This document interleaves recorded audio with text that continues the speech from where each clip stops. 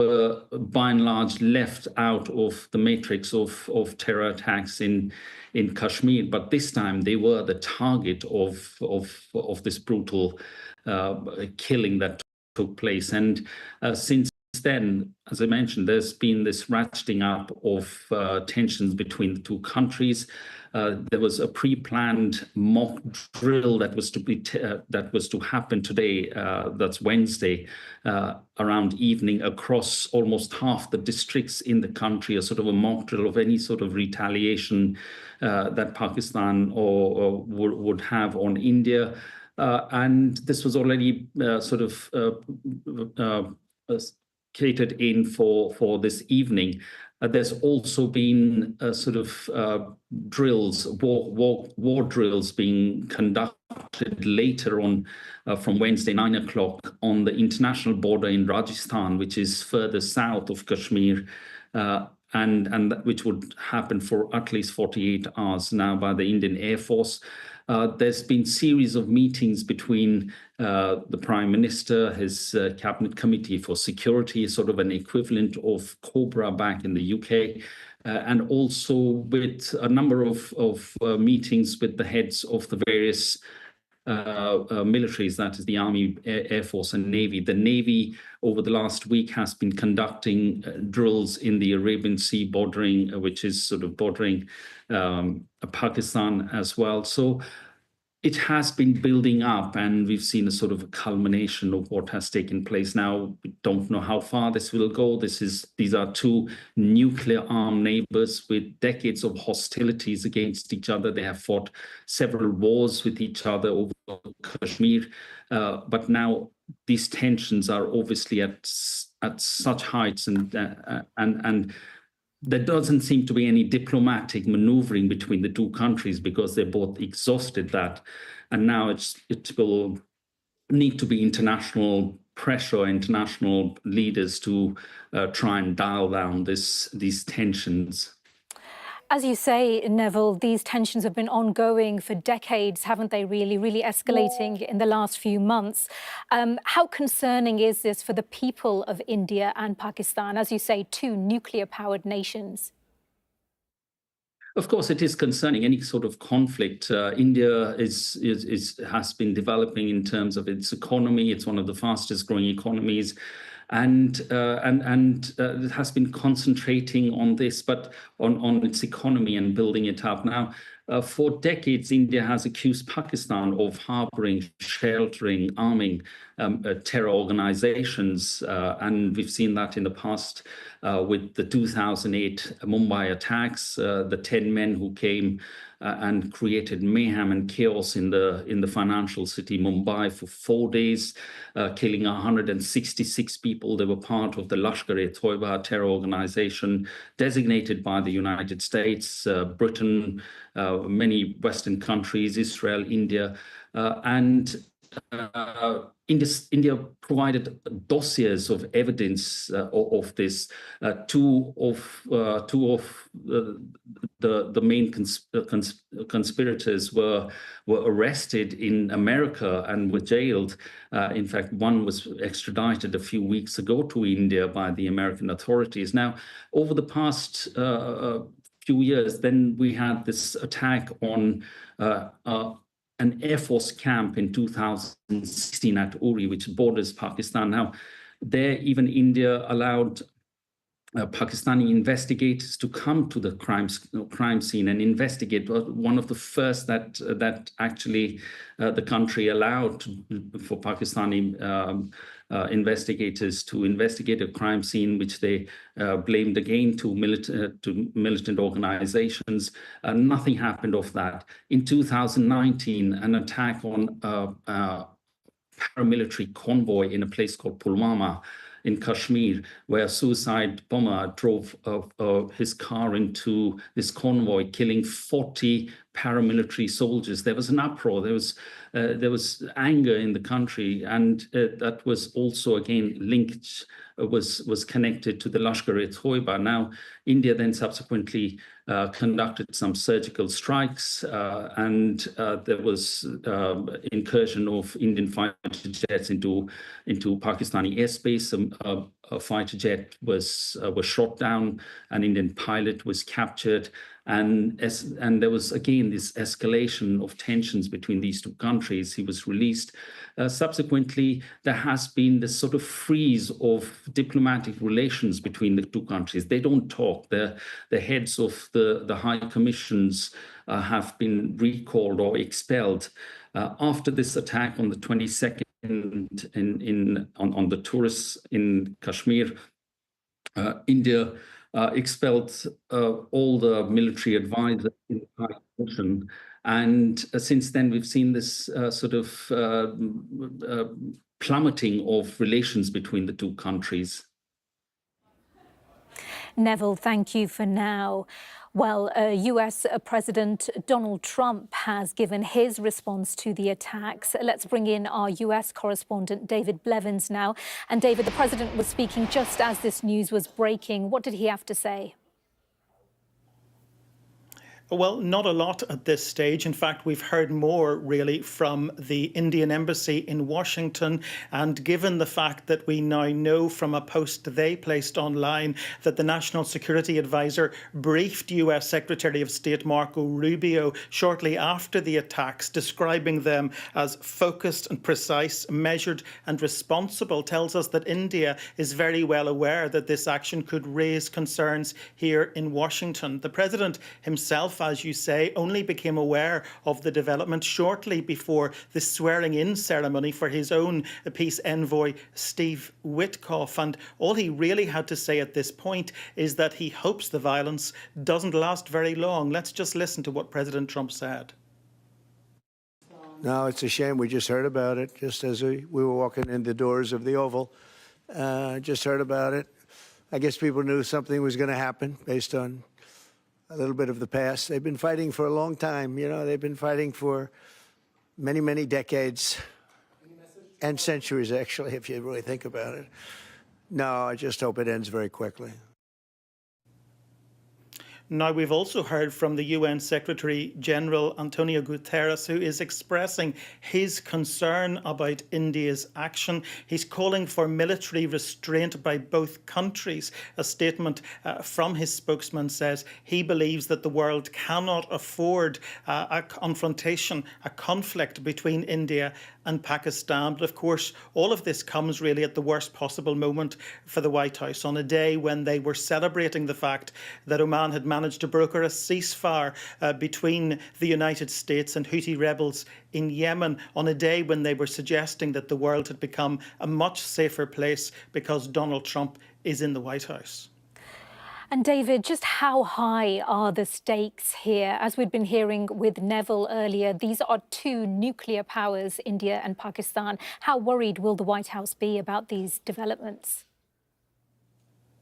They will be extremely concerned, but of course they have limited capability right now in terms of diplomacy. We know that President Trump and his team have been focused for a long time on the conflict between Russia and Ukraine. They've been focused for an equally long time on the conflict raging in the Middle East. And in fact, they've reached the point where they've stepped back on Ukraine, but still retain hope that that could be brought to a conclusion. They are watching a deteriorating situation in the Middle East just days before President Trump heads there on his first official foreign trip since returning to the White House. So they don't really have the capability right now to be addressing conflict elsewhere in the world. And that, I think, is why there will be concern and why the Indian government is at great lengths right now to try to address those concerns by, in this post from the embassy, attempting to justify the attack on Pakistan as measured and appropriate. All right, David Blevins there in Washington for us for now. Thank you. Well, a short time ago, my colleague Yalda Hakim spoke to the Pakistani Information Minister Ataullah Tarar. We've just received confirmed reports that India has attacked civilian targets, including a mosque and residential accommodation on 5 locations in Pakistan. And as per the initial reports, there are casualties, including women and children. The detailed damage assessment is being done, and Pakistan has a right to respond. Pakistan will respond. As I've said before, we had an apprehension that India will attack. Pakistan has never struck first, but we have the right to self-defense. And the way civilians have been targeted, and I have, pictures and images of women and children who are badly injured in hospital. So civilian localities, accommodations, and a mosque which has been attacked. There were no terrorist camps. I myself took foreign journalists and local journalists to an area near the line of control where India had alleged that there are terrorist camps. You see, we are the frontline state against terrorists. How can we... I'm just going to pick up on a couple of points, Mr. Atol Tarar. You said that you've already received images of women and children who have been injured. This attack took place roughly about an hour or so ago. Will you be taking international and local journalists to the sites? Because in the past, when Pakistan has made such claims, they haven't allowed any journalists... I'll stop you right there. I had planned to take them tomorrow morning. We had a plane ready. We had reached out to journalists. We had a confirmed itinerary, a confirmed plan to go to Bahawalpur tomorrow. And I was supposed to fly to Bahawalpur at 7 a.m. in the morning. And at around right after midnight, India has carried out these attacks. So we were going to Muridke, we were going to Bahawalpur, and we were taking 35 journalists with us, including foreign and local journalists. So I was just preparing for the visit tomorrow. As I had visited the LOC, we were going to Bahawalpur and we had to visit this exact place. And the journalists were already ready for the journey. So I think this has been a very, very, unfortunate step by India. We condemn it. We are responding. But to target civilian population, it's extremely unfortunate. Just to point out, Minister, the Indian armed forces say that altogether 9 sites have been targeted, that they haven't hit any Pakistani military facilities. These are terrorist camps that they are hitting. Let me make it very clear. There are no terrorist camps in Pakistan. Pakistan is a victim of terrorism. We are fighting the terrorists in our western regions, on our western borders. We are the frontline state against terrorism. We've laid down 90,000 lives in this war against terrorism. India, on the other hand, when we had the Jafar Express hijacking, an intense hijacking incident, India did not even condemn it, let alone express some concern about that incident. So India has been sponsoring terrorism by assassinating Sikhs in US, in Canada, in Australia. We captured a spy by the name of Kulbhushan Yadav, who's a commissioned naval officer. Can I just point out to you, on my program just a week ago, your defense minister, Khwaja Asif, admitted that Pakistan has for decades had a policy of funding, backing and using terrorist groups as proxies in the country. In fact, in 2018, President Donald Trump cut military aid to Pakistan because he accused Pakistan of playing a double game. So when you say there are no terrorist camps in Pakistan, that is going against what General Pervez Musharraf has said, what Benazir Bhutto has said, what your defense minister said just a week ago. In fact, what Bilawal Bhutto said to me a few days ago, he said that terrorism and funding and backing terrorist organizations has been and was part of Pakistan's history. Post 9/11, let's talk about post 9/11 scenario. And let me be very clear. Post 9/11, Pakistan was the frontline state, and we still are the frontline state in eliminating terrorism. You see, when we are the guarantors of world peace, because we are a wall between the terrorists and the rest of the world. I would like to invite you to Pakistan to come and see the circumstances. I have been to Pakistan, sir, and we know that Osama bin Laden was also discovered in Abbottabad in Pakistan. So these accusations on Pakistan, including your defense minister making the admission, is there. And that is why part of the reason... What the defense minister was referring to, I think he's been misinterpreted. You see, there was a Soviet invasion back in the 80s, and obviously, we were countering the Soviet invasion at that point in time. That's part of history. And we were allies of the US. So post 9/11, the scenario changed completely. And Pakistan made a lot of sacrifices. Pakistan is still laying down lives against terrorists. Even today in Balochistan, there was a terrorist attack. We lost 7 soldiers. So you see, Pakistani politicians, Pakistani soldiers, Pakistani officers, Pakistani military, Pakistani police. They've been giving numerous sacrifices. So there's no question at all, madam, of having terrorist camps in Pakistan. That contradicts Western intelligence, the State Department. There have been many, but I just want to focus you on this particular incident, sir. How will Pakistan now respond? You see, let me just conclude the previous argument by saying that when we captured this wanted terrorist on the Afghan border, President Trump, in his State of the Union address, actually appreciated Pakistan's efforts in the war against terrorism and how Pakistan is dealing with these terrorists, how we are capturing them, how we are going after them, how they are being eliminated. Up until a few years ago, sir, Pakistan was on a grey list of states sponsoring of terrorism just a few years ago. So I know you want to take this back to the 1980s, but the point is that this is something that Pakistan has long been accused of, and that's why India has pointed the finger of blame on Pakistan for the Pahalgam attack. India should have gotten its own house in order. You see, after the intense hijacking of the Jafar Express, we had terrorists appearing on Indian media, giving interviews. The Balochistan Liberation Army, which is a terrorist organization, we had images from the mobile phones of the terrorists being shown on the Indian media. Pakistani media did not have those images. So you see, the fight that we are fighting is not only for us, it's for the rest of the world. As far as the current situation is ongoing, we are responding. We've shot down, as per initial reports, we've shot down 2 Indian planes. And obviously, India is the aggressor, provocator. They've attacked civilian areas. There were no terrorist camps, and I can vouch for that because we were going there tomorrow, and we will respond because we have the right to self-defense. I just wonder, Minister, how will you now respond? Because if you're saying that you're going to respond, the Prime Minister tonight of Pakistan says there will be a response. What will a response from Pakistan look like? The response is already ongoing. I'm afraid I cannot share operational details. But what I can tell you is that as per initial reports, we've shot down 2 Indian planes, and we're responding to Indian aggression right now as we speak. And do you feel this could potentially escalate further? Because, of course, there is so much at stake, and both countries know what's at stake here. It's an evolving situation. It's an ongoing situation. And obviously, we've had an attack. We've responded.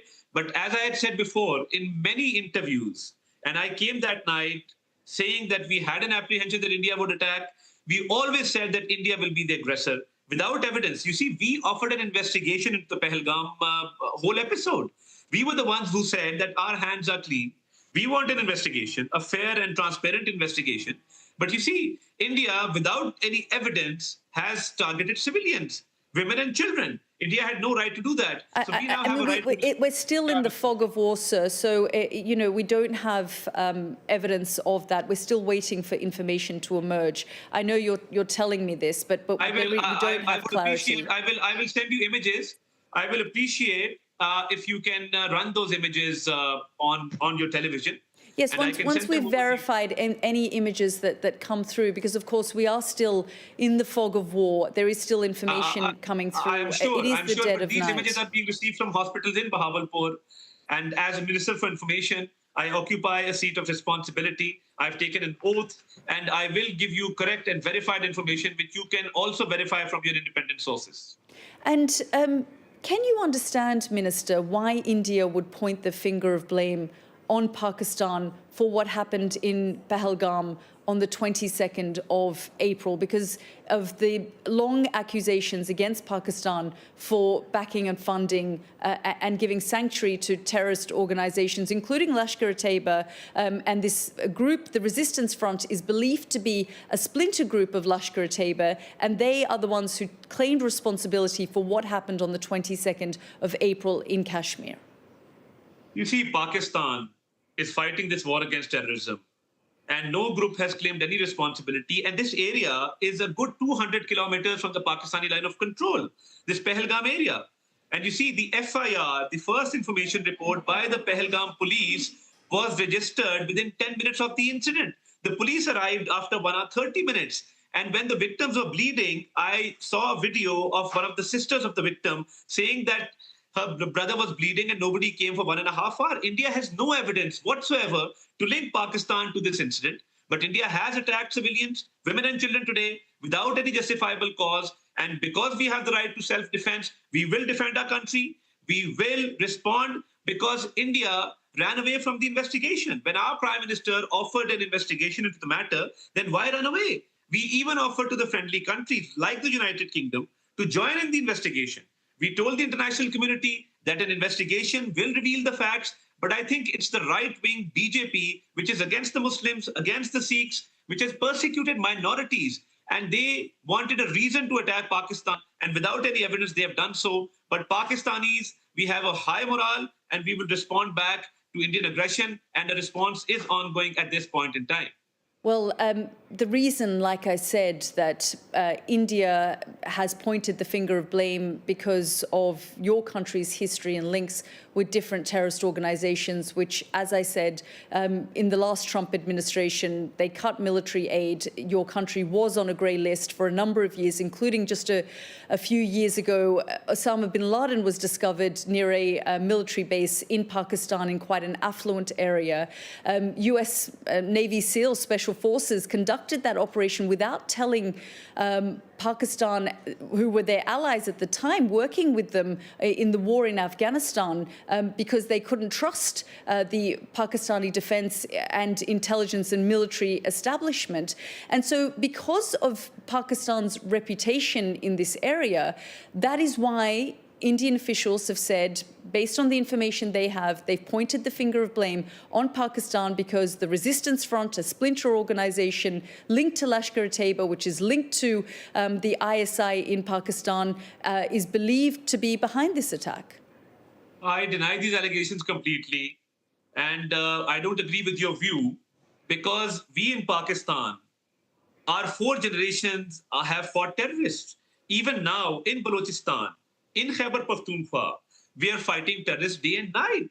Our western region, our western borders, all over, Pakistan is facing terrorist attacks every second week.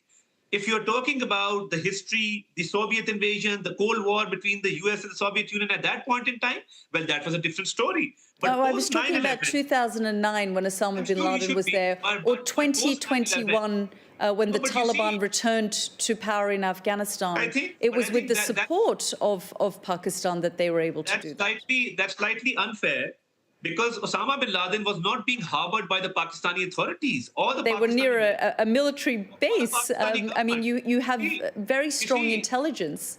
No, that was very far away from the site where he was recovered. The point is that without Pakistani intelligence, right now, these ongoing operations, they would probably fail. And I think President Donald Trump has made himself very clear in the State of the Union address when he has thanked Pakistan for their efforts in the war against terrorism, for capturing wanted terrorists, and for the good fight that we are fighting, not only for ourselves, but for the whole world. So no other country has to its credit 90,000 lives. Politicians, military men, police, we've laid down 90,000 lives in this war on terror, and this war still continues. So I think India's allegations are ill-founded. They have no evidence. And when we offered an investigation into the matter, then India ran away from that investigation and resorted to these attacks. Mr. Tarar, I mean, the world is waiting to hear and see how Pakistan responds and whether this situation escalates further. India says justice has been served. They accuse you of being behind the Pahalgam attack, and they say they have responded. Do you believe now a line can be drawn in the sand? I think India will now face Pakistan's very fierce response, because we are never the aggressors. And regarding Pahalgam, as I said, the Indians are questioning their own government, that they have no evidence, they have no facts, and they ran away from the investigation, which Pakistan had offered, and they attacked our civilians, they attacked our mosque today, they attacked 5 localities. Pakistan will now respond, and respond very, very effectively. Make no mistake, because our desire for peace should not be mistaken for our weakness. And what about India harboring terrorists, assassinating Sikhs in US, in Canada, in Australia? And when we captured their spy, Kulbhushan Yadav, we have numerous incidents where India is involved in targeting Pakistani localities, and they have been involved in terrorism, not only in Pakistan, but in many countries around the world. So I completely deny what you're saying. Minister, what do you expect from the international community? Do you expect President Trump to step in, intervene? Do you expect the UK government to try and de-escalate the situation? You see, absolutely, people will be concerned about the situation, and countries around the world have expressed their concern. But our diplomatic efforts, we've presented our case to all friendly countries. Our Prime Minister had a telephonic conversation a few days back with Marco Rubio. He spoke to the Iranian president. He spoke to the Malaysian president. He spoke to the UN Secretary General. He met the ambassadors of United Kingdom. He met the ambassador of Saudi Arabia, United Arab Emirates, Kuwait, Turkey, China. We presented our case before the world, and we had already told the world that India will attack. I had said that in my press conference, and that is exactly what has happened, because India is the aggressor. Without any evidence, they wanted to create an atmosphere. India says it's altogether hit 9 targets. They've said that they were focused, they were measured. They've described this as hitting terrorist infrastructure. You say it is not terrorist infrastructure, and you will give access to international.